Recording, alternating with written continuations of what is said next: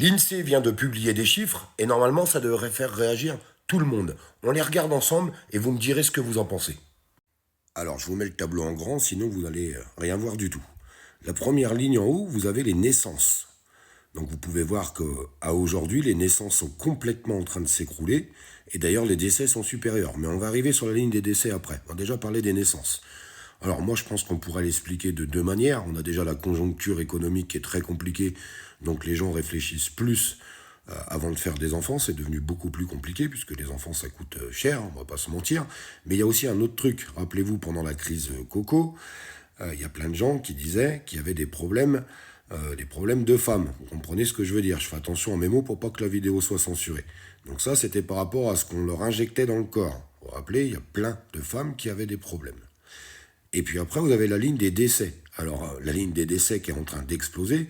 Alors, je vous ferai remarquer d'ailleurs qu'il y a plus de décès aujourd'hui que pendant la crise Coco, alors qu'on nous a expliqué que tout le monde était en train de mourir. Rappelez-vous, aujourd'hui, on a plus de décès.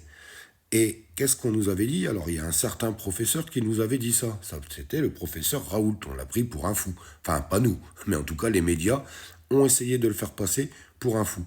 Il disait qu'à cause de ce qu'on avait injecté aux gens, il risquerait d'avoir une énorme explosion des cancers.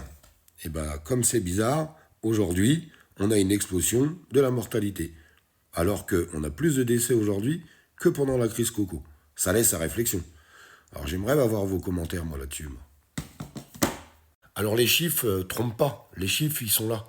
C'est quand même bizarre, hein, tous ces gens qu'on a voulu faire passer pour des cinglés. Et quand on prend du recul avec les années qui sont passées, quand on voit ces courbes, je sais pas, vous en pensez quoi? J'aimerais bien savoir ce que vous en pensez à travers tout ça. Je vous le répète, n'oubliez pas de vous abonner et de regarder si vous êtes abonné parce que on ne sait pas ce qui se passe en ce moment. Ils désabonnent les gens des pages. Alors, encore plus sur YouTube.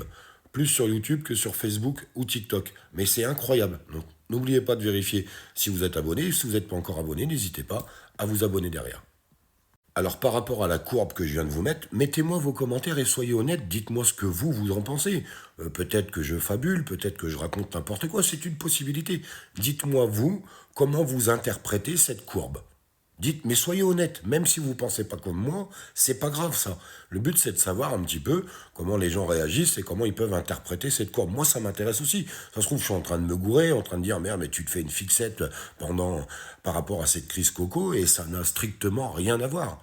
Mais allez-y, mettez-moi un commentaire, n'oubliez pas de me mettre un petit like. Et pour tous les gens de YouTube, on se retrouve vers 20h15, 20h30 en live sur YouTube.